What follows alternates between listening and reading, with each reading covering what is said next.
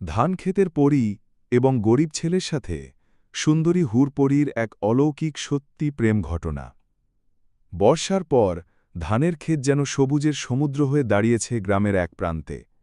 সেই ক্ষেতের পাশেই একটি ছোট কুঁড়েঘরে থাকে রাশেদ, দরিদ্র কিন্তু পরিশ্রমী এক তরুণ। বাবা মা নেই, ছোটবেলায় নদীর ভাঙনে সব হারিয়ে এতিম হয়ে যায়। বেঁচে থাকার জন্য ভোরে ধানের জমিতে কাজ করে, দুপুরে নদীর পাড়ে মাছ ধরে, আর রাতে ক্ষুধার কষ্টে চুপচাপ আকাশের তারা দেখে। গ্রামের মানুষ তাকে মমতা করে, কিন্তু তার দারিদ্র্য যেন তার জীবনের অবিচ্ছেদ্য ছায়া। একদিন বিকেলে আকাশে হালকা মেঘের ভেলা ভাসছিল, ধানের পাতায় শিশিরের মতন রোদ নেচে দাঁড়াচ্ছিল। রাশেদ একা একা ধানের জমিতে সেচের নালা পরিষ্কার করছিল। হঠাৎই সে টের পেল ধানের পাতার ফাঁক দিয়ে অদ্ভুত সোনালি আলো ছড়িয়ে পড়ছে। মনে হল যেন সূর্যের রোদ নয়, বরং কোনো অলৌকিক দীপ্তি। তার বুকের ভেতর ধুকপুক শুরু হয়ে গেল, পা যেন মাটি থেকে উঠে যাচ্ছিল। সে ধীরে ধীরে এগিয়ে গিয়ে দেখল ধানের মাঝখানে দাঁড়িয়ে আছে এক অদ্ভুত সুন্দরী মেয়ে। তার গায়ের রং যেন চাঁদের আলো ছুঁয়ে গেছে, চোখ দুটি পান্নার মতো সবুজ আর চুলের রং গাঢ় কালো, তবুও তাতে সোনালি ঝিলিক। মেয়েটি সাদা রেশমি পোশাকে ঢাকা, আর তার কাঁধে লম্বা স্বচ্ছ ওড়না বাতাসে দুলছে। আশ্চর্যের বিষয়, তার পায়ের নিচে যেন মাটি আলাদা হয়ে আলো ছড়াচ্ছে। রাশেদের চোখে বিশ্বাস হচ্ছিল না। সে ভাবল হয়তো কোনো স্বপ্ন দেখছে, কিংবা গ্রামের মেয়েরা কেউ মজা করছে। কিন্তু পরের মুহূর্তেই মেয়েটি ঠোঁটে মিষ্টি হাসি এনে বলল, ভয় পেও না রাশেদ, আমি তোমার জন্যই এসেছি। রাশেদ হতবাক হয়ে বলল, আপনি আপনি কে? আমার নাম জানেন কিভাবে? মেয়েটি ধীরে ধীরে ধানের পাতায় হাত বুলিয়ে উত্তর দিল, আমি হুরপরী, স্বর্গের দূত। তোমার ভাগ্যের সাথে আমার গল্প জড়িয়ে আছে সেই জন্ম থেকে, যেদিন তুমি পৃথিবীতে এসেছিলে। রাশেদ মাথা নাড়ল অবিশ্বাসে, কিন্তু মেয়েটির চোখে এক অদ্ভুত মায়া ও সত্যের ঝিলিক ছিল, যা অস্বীকার করা যায় না। তার মনে হল এই চোখ আগে কোথাও দেখেছে, হয়তো স্বপ্নে, হয়তো শৈশবে কোনো রহস্যময় মুহূর্তে। হুরপরী ধীরে ধীরে এগিয়ে এসে তার দিকে হাত বাড়িয়ে দিল, রাশেদ, আমি তোমার জীবনে আলো হয়ে আসতে চাই, কিন্তু আমাদের পথে বাধা আছে অনেক। তুমি কি প্রস্তুত? এই মুহূর্তে রাশেদের জীবনের ধারা বদলে গেল। তার নিঃসঙ্গ ধানক্ষেতের দিনগুলো হঠাৎই হয়ে উঠল অলৌকিক অভিযানের শুরু। সে জানত না এই ভালোবাসা শুধু স্বপ্নের নয়, এতে লুকিয়ে আছে অদৃশ্য জগতের বিপদ, স্বর্গ নরকের লড়াই আর অমরত্বের শপথ। ধানক্ষেতের মধ্যে সেই মুহূর্ত যেন সময় থমকে দাঁড়িয়েছে।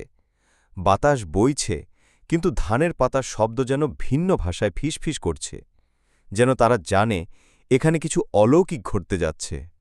রাশেদের বুকের ভেতর কেমন অদ্ভুত কাঁপুনি হচ্ছে। সে ঠিক বুঝতে পারছে না এটা ভয় না আনন্দ, না কি এক অব্যক্ত টান। হুরপরী তার হাত বাড়িয়ে রেখেছে, কিন্তু রাশেদ দ্বিধায় দাঁড়িয়ে আছে। সে জানে জীবনে যতবারই সে আশা করেছে, ততবারই হতাশা তাকে ছিঁড়ে ফেলেছে।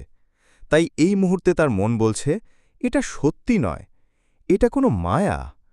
কিন্তু অন্যদিকে তার হৃদয় যেন চিৎকার করে বলছে, এটাই তোমার জীবনের সুযোগ রাশেদ, এগিয়ে যাও।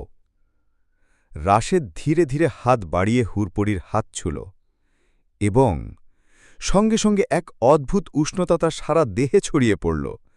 মনে হল তার সমস্ত ক্লান্তি, দুঃখ, ক্ষুধা, অভাব সব মুছে যাচ্ছে। চোখের সামনে ধানের ক্ষেতে দৃশ্য বদলে গেল। সে দেখতে পেল এক অসীম সবুজ ভূমি, আকাশে উঠছে সোনালি পাখি, নদীর পানি রূপোর মতো ঝিকমিক করছে, আর দূরে পাহাড়ের গায়ে রঙিন প্রাসাদ। হুরপরী ধীরে বলল, এটা তোমার চোখের জন্য নয়, তোমার আত্মার জন্য দৃশ্য। আমি তোমাকে শুধু অনুভব করাচ্ছি আমি কোথা থেকে এসেছি। রাশেদ মুগ্ধ হয়ে চারপাশ দেখছে। তার মনে হল সে যেন এমন এক জায়গায় এসেছে যেখানে কোনো কষ্ট নেই, কোনো শত্রু নেই, শুধু শান্তি ও সৌন্দর্য। কিন্তু হুরপরীর চোখে হঠাৎই ছায়া নেমে এলো।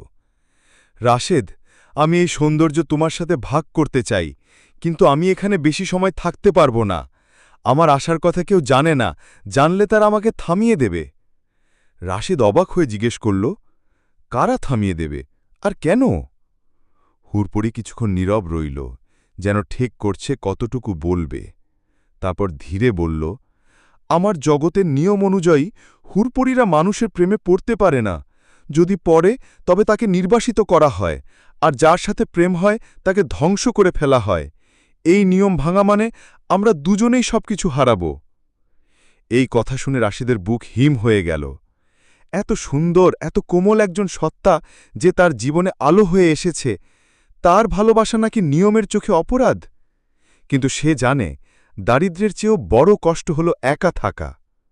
রাশেদ দৃঢ়ভাবে বলল, তাহলে আমরা পালিয়ে যাব, এমন জায়গায় যাব যেখানে কেউ আমাদের খুঁজে পাবে না। হুরপরি এক মৃদু হাসি দিল, কিন্তু সেই হাসির ভেতরেও বিষাদ ছিল। তুমি জানো না, আমাদের জগৎ থেকে যারা খুঁজতে আসে তারা সূর্য, চাঁদ, পাহাড় পেরিয়ে যে কোনো জায়গায় পৌঁছে যায়। আমরা পালাতে পারব না যদি না তুমি আমার জগতে যাও। রাশেদের চোখ বিস্ময়ে বড় হয়ে গেল। তোমার জগতে? সেটা কি সম্ভব?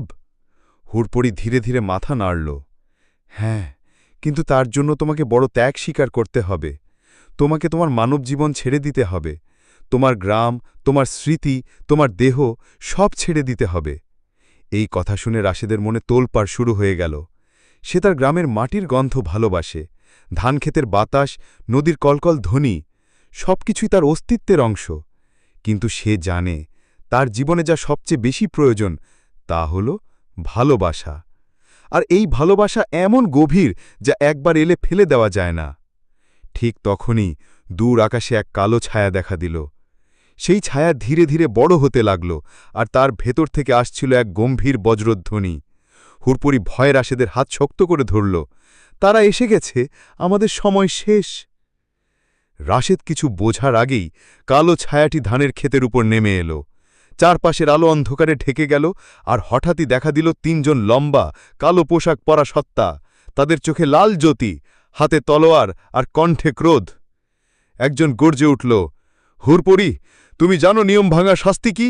মানুষের সাথে সম্পর্ক মানে তোমার শেষ। হুরপরি রাশেদকে পিছনে ঠেলে দিল। দৌড়াও, এখনই দৌড়াও! কিন্তু রাশেদ দাঁড়িয়ে রইল। তার মনে একটাই কথা, সে হুরপরিকে ছেলে যাবে না। হয় তারা দুজনে বাঁচবে, নয়তো একসাথে শেষ হবে। ধানক্ষেতের বাতাস হঠাৎই ভারী হয়ে উঠল। চারপাশে যেন পৃথিবী থেমে গেছে। কোনো পাখির ডাক নেই, বাতাসের শীষ নেই, শুধু সেই তিন অন্ধকার সত্তার ভারী পদশব্দ এগিয়ে আসছে। তাদের চোখে লাল জ্যোতি ধানের পাতায় প্রতিফলিত হয়ে রক্তিম আলো ছড়াচ্ছে, আর তাদের মুখের অভিব্যক্তি ক্রোধে ভরা। রাশেদের বুক ধুকপুক করছে, কিন্তু তার চোখে এক বিন্দু ভয় নেই, শুধু দৃঢ় সংকল্প। হুরপরি ফিসফিস করে বলল, রাশেদ, দয়া করে তুমি পালিয়ে যাও। তারা যদি তোমাকে ধরে, তোমার আত্মা ধ্বংস হয়ে যাবে। রাশেদ মাথা নাড়ল। তুমি থাকলে আমি কোথাও যাব না। তোমাকে ছাড়া আমার বেঁচে থাকা অর্থহীন। এই কথা শুনে হুরপরির চোখে জল এসে গেল। হয়তো সে 100 বছরেও এমন একজন মানুষ দেখেনি যে নিজের জীবন বাজি রেখে তার পাশে দাঁড়াতে রাজি। তিন সত্তার মধ্যে একজন এগিয়ে এলো। তার গলায় ছিল কালো ধাতুর একটি ভারী শিকল, যা থেকে বের হচ্ছিল ধোঁয়া। সে গর্জে উঠল, মানুষ, দূরে সরে যাও। হুরপরি আমাদের জগতের, তোমার নয়। রাশেদ উত্তর দিল না, বরং সে সামনে এগিয়ে এসে হুরপরির সামনে দাঁড়াল। তুমি যদি তাকে নিতে চাও, তবে আমাকে পেরিয়ে যেতে হবে। সত্তাটি হেসে উঠল। সেই হাসি কানে গিয়ে যেন ছুরি কাটা শব্দের মতো লাগছিল। তুমি কি ভাবছ, তোমার মতো তুচ্ছ মানুষ আমাদের থামাতে পারবে? ঠিক তখনই আকাশে বিদ্যুৎ চমকাল, আর মাটির ভেতর থেকে কেমন অদ্ভুত শক্তি বেরিয়ে এসে রাশেদের পায়ের নিচে জমা হতে লাগল। হুরপরি বিস্ময়ে তাকিয়ে রইল। অসম্ভব, সে ফিসফিস করে বলল, তুমি নির্বাচিত? রাশেদ বুঝতে পারল না, কিন্তু তার শরীরে হঠাৎ এমন এক শক্তি এলো যা আগে কখনো অনুভব করেনি। হাতের তালুতে যেন আগুন জ্বলে উঠল, আর সেই আগুন ধানের পাতাকে না জ্বালিয়ে বরং উজ্জ্বল করে তুলল। অন্ধকার সত্তারা একটু পিছিয়ে গেল। তাদের একজন দাঁত কিরমির করে বলল, তাহলে ভবিষ্যৎবাণী সত্যি, হুরপরি একজন নির্বাচিত মানবকে বেছে নিয়েছে। হুরপরি রাশেদের কানে বলল, এটাই আমাদের সুযোগ। তোমার এই শক্তি ব্যবহার করে আমরা পালাতে পারি, কিন্তু তোমাকে নিজের ভয় ত্যাগ করতে হবে পুরোপুরি। রাশেদ এক মুহূর্তও দ্বিধা করল না। সে তার হাত উঁচু করল, আর মাটির ভেতর থেকে সোনালি শিকড়ের মতো আলোর রেখা বেরিয়ে এসে ৩ অন্ধকার সত্তার পায়ে জড়িয়ে গেল। তারা ক্রুদ্ধ হয়ে উঠল, কিন্তু যতই চেষ্টা করুক শিকড়গুলো যেন লোহার থেকেও শক্ত। এমন সময় আকাশে হঠাৎই এক বিশাল দরজা খুলে গেল, সোনালি আলোয় ভরা এক অলৌকিক ফটক। হুরপরি বলল, এটাই আমার জগতের দ্বার, কিন্তু এটা কয়েক মুহূর্তের জন্যই খোলা থাকবে। তুমি কি প্রস্তুত? রাশেদ হুরপরির হাত শক্ত করে ধরল। তুমি যেখানে যাবে আমি সেখানেই যাব। তারা দুজন ফটকের দিকে দৌড়াতে শুরু করল। পেছনে অন্ধকার সত্তারা মুক্ত হতে মরিয়া হয়ে উঠল। ঠিক যখন তারা ফটকের সামনে পৌঁছল, তখন এক সত্তা তার হাত ছুঁড়ে দিল, আর কালো শক্তির বল গর্জে উঠে তাদের দিকে ধেয়ে এলো। রাশেদ হুরপরিকে ঠেলে ফটকের ভেতর ঢুকিয়ে দিল, কিন্তু সে নিজে সেই কালো বলের আঘাতে পিছিয়ে পড়ল। তার শরীর ঝাঁকুনি খেল, চোখের সামনে সবকিছু ঘুরপাক খেতে লাগল। হুরপরি চিৎকার করে বলল, না, রাশেদ! শেষ মুহূর্তে রাশেদ চেষ্টা করল হাত বাড়িয়ে ফটকের আলো ছুঁতে, কিন্তু তখনই ফটক ধপ করে বন্ধ হয়ে গেল। চারপাশ অন্ধকারে ডুবে গেল, আর সে একা দাঁড়িয়ে রইল ধানের ক্ষেতের মাঝে ৩ অন্ধকার সত্তার দ্বারা ঘিরে। একজন এগিয়ে এসে গম্ভীর কণ্ঠে বলল, তুমি তাকে বাঁচাতে চেয়েছিলে, এখন নিজেকে বাঁচাও। কালো শক্তির আঘাতের পর রাশেদের শরীর যেন পাথরের মতো ভারী হয়ে গেল। চোখের সামনে ধানক্ষেত, আকাশ সব ঝাপসা হয়ে যাচ্ছে। ৩ অন্ধকার সত্তা ধীরে ধীরে তার চারপাশে ঘিরে ফেলল। তাদের নিঃশ্বাসে আগুনের গন্ধ, আর প্রতিটি পদক্ষেপে মাটি ফেটে যাচ্ছে। একজন গর্জে উঠল, মানুষ, তুমি ভাগ্যবান যে তৎক্ষণাৎ মরে যাচ্ছ না। তোমাকে আমাদের প্রভুর কাছে নিয়ে যাওয়া হবে, যাতে সে সিদ্ধান্ত নিতে পারে তোমার পরিণতি। তারা হাত বাড়াল, আর মুহূর্তেই রাশেদের শরীর কালো ধোঁয়ার ফাঁদে বন্দী হয়ে গেল। সেই ধোঁয়া যেন জীবন্ত, তার বুক চেপে ধরছে, হাত পা বেঁধে ফেলছে। শ্বাস নিতে কষ্ট হচ্ছে, কিন্তু চোখের সামনে অদ্ভুত দৃশ্য ফুটে উঠছে। আকাশে খুলে গেল এক অন্ধকার ফাটল, আর তার ভেতর থেকে বেরোচ্ছে এক ভয়ঙ্কর আলোর রেখা। রাশেদ বুঝে ওঠার আগেই তারা তাকে সেই ফাটলের ভেতর টেনে নিল। হঠাৎই চারপাশ বদলে গেল। ধানক্ষেত নেই, গ্রাম নেই, শুধু অসীম অন্ধকার। মাঝে মাঝে দূরে নীল আগুন জ্বলছে, যা যেন মাটির গভীর থেকে বেরিয়ে আসছে। বাতাস ভারী, শীতল আর ভয়ঙ্কর। তারা এক বিশাল কালো দুর্গের সামনে এসে দাঁড়াল। দুর্গের দরজা এত উঁচু যে মনে হল মেঘের গায়ে ঠেকেছে। দরজায় খোদাই করা আছে অসংখ্য ভয়ঙ্কর মুখ, যেন বন্দী আত্মারা চিরকাল কাঁদছে। দরজা খুলল। ভেতরে প্রবেশ করতেই রাশেদ অনুভব করল এখানকার মাটির ওপর হাঁটলে যেন প্রাণশক্তি শুষে নিচ্ছে। তাকে একটি লোহার খাঁচার ভেতরে ছুঁড়ে ফেলা হল, যা একেবারে অন্ধকার কক্ষে রাখা। খাঁচার শিকগুলো কালো ধাতুর তৈরি, যা ঠান্ডা নয় বরং গরম, যেন আগুনে পুড়ছে। ৩ সত্তার একজন বলল, প্রভু আসার আগে তুমি ভাবো তুমি কেন এই শাস্তি পেয়েছ, আর তোমার হুরপরিকে ভুলে যাও, সে এখন আমাদের নাগালের বাইরে। দরজা ধপ করে বন্ধ হল। রাশেদ অন্ধকারে একা বসে রইল, কিন্তু তার মনে একটাই প্রতিজ্ঞা, সে হুরপরিকে ফেরাবে যেভাবেই হোক। এদিকে হুরপরি তার জগতে ফিরে এসে ভেঙে পড়েছে। তার চোখে জল, ঠোঁট কাঁপছে, আর হৃদয় ভেঙে গেছে। কিন্তু সে জানে কাঁদলে হবে না, রাশেদকে ফেরানোর জন্য তাকে কিছু করতে হবে। সে গিয়ে দেখা করল তার সবচেয়ে বিশ্বস্ত বন্ধু সাফিনা, এক সাহসী হুরপরি যোদ্ধা।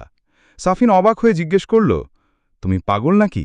মানুষের জন্য তুমি নিজের জীবন ঝুঁকিতে ফেলেছ? হুরপরি দৃঢ় কণ্ঠে উত্তর দিল, সে শুধু মানুষ নয়, সে নির্বাচিত। তার শক্তি আছে যা আমাদের জগৎ কাঁপিয়ে দিতে পারে। যদি আমরা তাকে হারাই, তবে অন্ধকার শক্তি পুরো পৃথিবী দখল করবে। সাফিনা কিছুক্ষণ নীরব রইল, তারপর বলল, ঠিক আছে, আমি তোমার সাথে যাব, কিন্তু জেনে রাখো, অন্ধকার দুর্গে ঢোকা মানে মৃত্যুর মুখে পা দেওয়া। 2 হুরপরি মিলে গোপন পরিকল্পনা শুরু করল।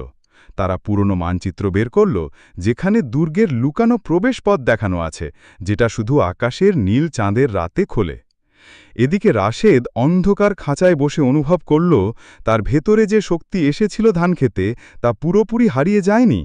সে চোখ বন্ধ করে মনোযোগ দিল, আর অনুভব করল তার হাতের তালুতে আবারও সেই সোনালি উষ্ণতা জ্বলে উঠছে। ঠিক তখনই খাঁচার বাইরে শোনা গেল এক ভয়ঙ্কর কণ্ঠ, মানুষ, তোমাকে দেখার জন্য আমি এসেছি। ছায়ার ভেতর থেকে বেরিয়ে এলো এক বিশাল আকারের সত্তা, কালো ডানা, শিং আর চোখে জ্বলন্ত আগুন। এটাই সেই প্রভু, যার হাতে রাশেদের ভাগ্য নির্ভর করছে। অন্ধকার কক্ষের গাঢ় নীরবতা ভেদ করে সেই প্রভুর পদশব্দ এগিয়ে আসছে। প্রতিটি পদক্ষেপে মাটি যেন কেঁপে উঠছে। শিকের ভেতরে রাশেদের বুক ধুকপুক করছে, কিন্তু চোখে ভয় নেই। খাঁচার বাইরে দাঁড়িয়ে যে সত্তাটি উদয় হল, তার আকার এত বিশাল যে মাথা প্রায় ছাদের গায়ে ঠেকেছে। দুপাশে প্রসারিত কালো ডানা, ডানার ডগা থেকে ধোঁয়া বেরোচ্ছে। কপালের মাঝে বাঁকানো দুটি শিং, আর চোখে রক্তের মতো লাল আগুনের শিখা। তার কণ্ঠ গভীর, বজ্রের মতো গমগম করছে। মানুষ, তুমি জানো তোমার অস্তিত্ব আমার কাছে কতটা বিপজ্জনক? রাশেদ দৃঢ় স্বরে জিজ্ঞেস করল, আমি কি করেছি? শুধু তাকে ভালোবেসেছি। এটাই কি এত বড় অপরাধ?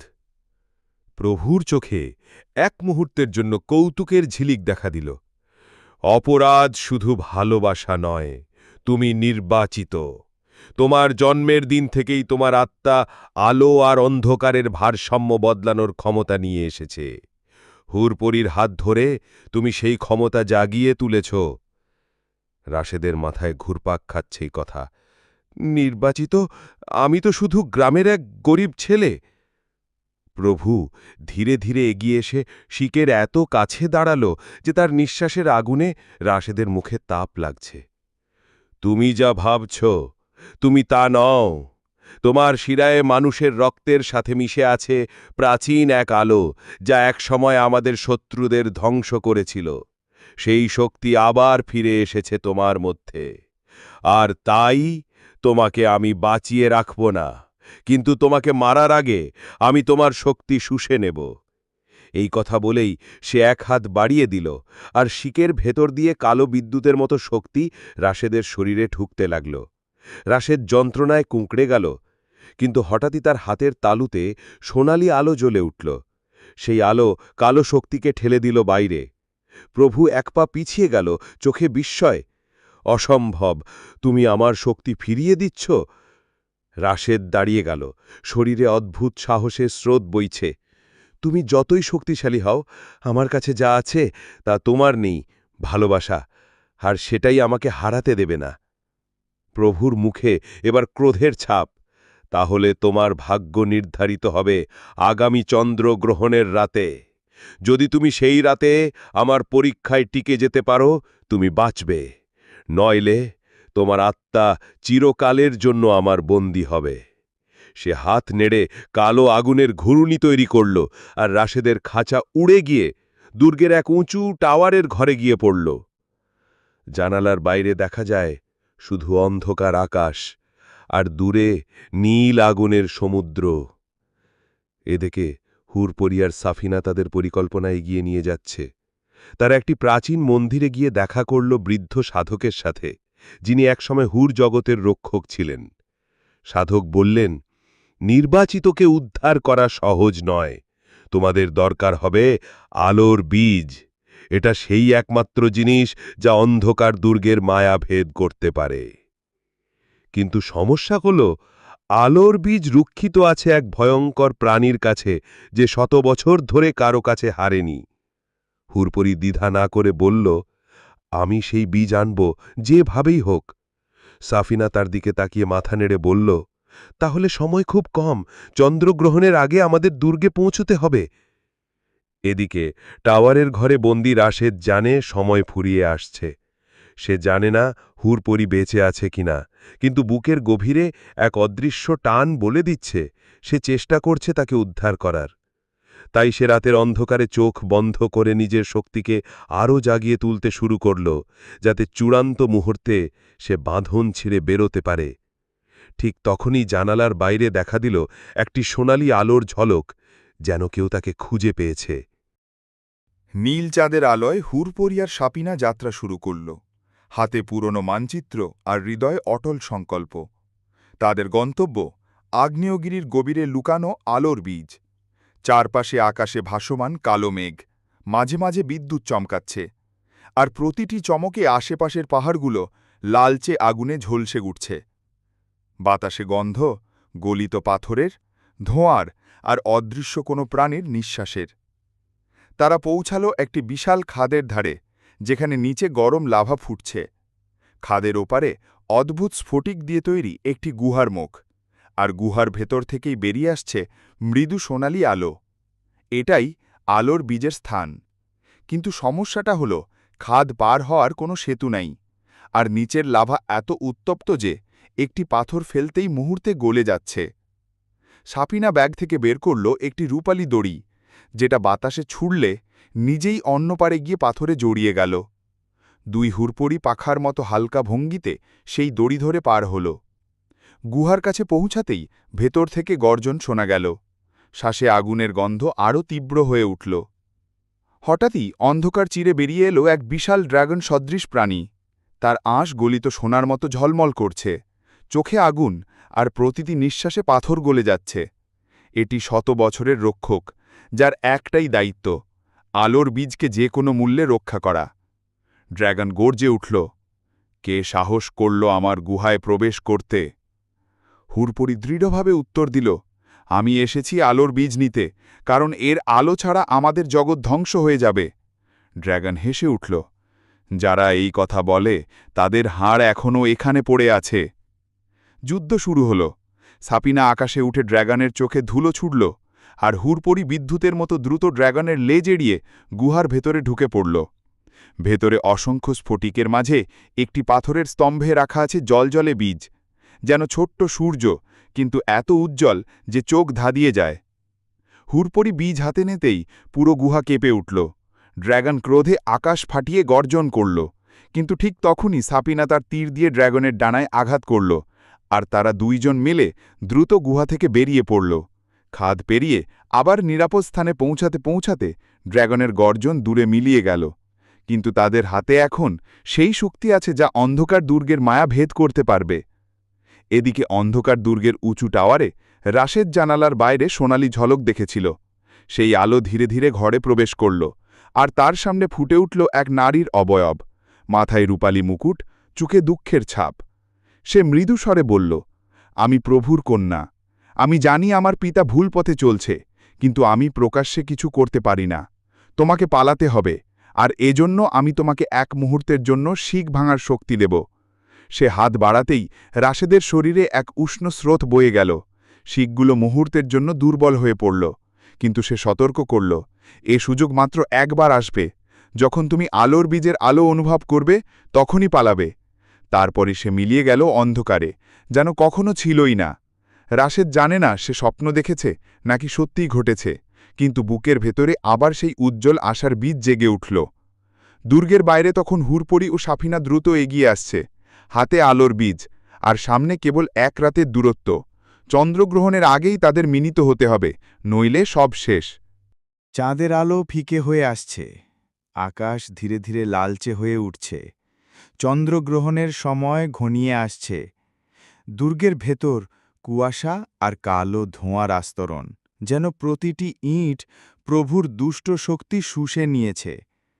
রাশেদ টাওয়ারের জানালা দিয়ে দূরে তাকিয়ে দেখল, অন্ধকার ভেদ করে দুটি ক্ষুদ্র অবয়ব এগিয়ে আসছে, আর তাদের হাতে জ্বলছে সোনালি আলো। এটাই আলোর বীজ। তার বুকের ভেতর যেন বজ্রপাত হল, হুরপড়ি বেঁচে আছে। ঠিক তখনই তার কানে ভেসে এলো সেই রহস্যময় নারীর কণ্ঠ, সময় এসেছে, আলো অনুভব করছো?